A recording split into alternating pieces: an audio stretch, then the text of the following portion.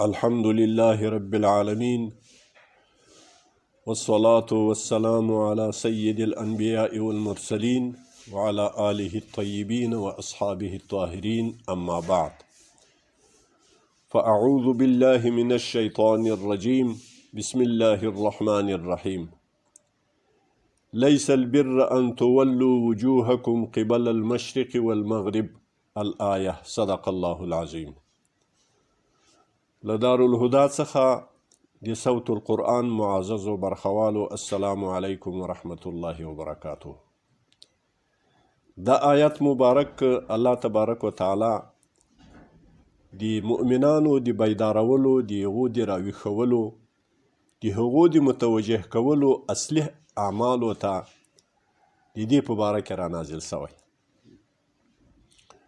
یهودو نصاراو په خپل منځ کې ډېر لوړ اختلاف وکړو او ډېر زور یې د اختلاف ته سره ورکړو چې نصاراو به د خپلې قبلې مزیت و فضیلت بیانوو او یهودو به د خپلې قبلې. دا د بیت المقدس شرقي او غربي حصې دي. نصاراو شرقي حصې ته لمونځ کاوه او یهودو غربي حصې ته لمونځ کاوه. نو دوی به په دغه فضیلت گویي کې د یو په بل باندې فضیلت ویلو باندې به حتی جنګونو ته، قتلونو ته خبره کې رسېدله. او له بلې خوا په مسلمانانو کې هم یو قسم یو وخت کې د قبلې په باره کې ډېر اهتمام و پریشانی پیدا سوه چې کله قبله اولا حکم منسوخ سو، د بیت المقدس طرف ته لمونځ کول منسوخ سو او کعبې شریفې بیت الله شریفې ته لمونځ کول حکم راغی.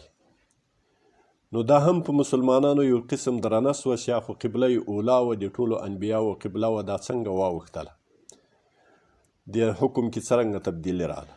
الله تبارک وتعالی د مؤمنانو د تسلیت دپاره او د هغو د نورو مهمو اهمو اعمالو ته د متوجه کولو دپاره داسې فرمایي. د آیات شریف د سورة بقرې په 2 سپاره کې 177 آیات مبارک ده. الله تبارک وتعالی فرمایي لیس البر، نه د نیکي و مکمله نیکي، ان تولو چې مخ واړوئ تاسې، چې واړوئ تاسې وجوهکم مخونه خپل قبل المشرق والمغرب، په طرف د مشرق لکه نصارا چې د مشرقي حصې د بیت المقدس ته لمونځ کوي، والمغرب یا په طرف د مغرب یهودیان چې د مغرب حصې ته لمونځ کوي. او دا فضیلت یې په بل باندې ثابتول د دوی لویو لویو شخړو لانجو ته مفضي کیږي، رسیږي پکې.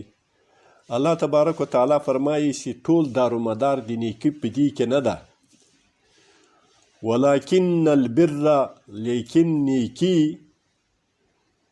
بر من، نیکي د هغه چا ده، نیکي د هغه چا ده چې آمن بالله، ایمان راوړي په الله باندې، والیوم الاخر، ایمان لري په آخرت باندې، والملائکة، او ایمان راوړي په ملائکو د الله باندې، والکتاب، او ایمان راوړي په کتابونو د الله باندې، والنبیین، او ایمان راوړي، ایمان لري په نبیانو باندې د الله، په رسولانو پیغمبرانو باندې. دا ایمانیات دي. اصل کې ایمان ډیر اهم ده. د ټولو اعمالو دارومدار په عقیده او په ایمان باندې ده. نو تاسې د مشرق و د مغرب په غم کې مه کېوځئ، ایمان مضبوط کئ، په آخرت ایمان مضبوط راوړئ، په الله ایمان قوي ایمان راوړئ، جوړ کئ، په آخرت یې جوړ کئ، په ملکو یې جوړ کئ، په کتابو د الله آسماني کتابو باندې راوړئ، په نبیانو باندې راوړئ. دا ایمانیات ډیر اهم دي. او په اعمالو کې الله تبارک وتعالی فرمایي وآت المال، او چې ورکوي مال، نیکي د هغه چا ده چې ورکوي مال، علی حبه، سره له محبته د ده له هغه مال سره، سره له اشتها د ده هغه مال ته، سره له ضرورت د ده هغه مال ته، په حبه کې دا ضمیر یا مال ته راجع ده، نو داسې معنا پیسي چې سره له ضرورت د ده چې مال ته ضرورت هم لري، د مصارفو جویونه یې هم لري، خو بیا یم دی د الله پر رضا کې د الله لپاره ورکوي، بیا جویونه د مصرف یې کوي. او یا ضمیر د حبه راجع د الله ده چې مال ورکوي په محبت د الله باندې، په مینه د الله باندې، په نیت رضا د الله باندې. نو چاته یې ورکوي؟ ذوی القربا، خپلوانو ته، والیتاما، یتیمانو ته، والمساکین، مسکینانو ته، وابن السبیل او مسافرو ته، والسائلین، او سوالګرو ته، وفي الرقاب او د غلامانو او منځو په آزادولو کې. او بل قسم اعمال واقام الصلاة، هغه مالی عباداتو، او نیکی دا ده چې په بدني عباداتو زور راوستل سي. واقام الصلاة، قائموي لمونځ له خپلو ټولو آدابو او احکامو سره. وآت الزکاة، او ورکوي زکات.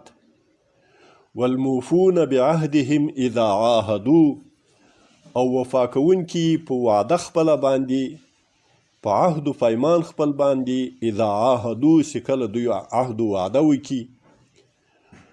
او والصابرین فی البأساء والضراء، دا صابرین منصوب راغلی د علماء کرامو ته معلومیږي.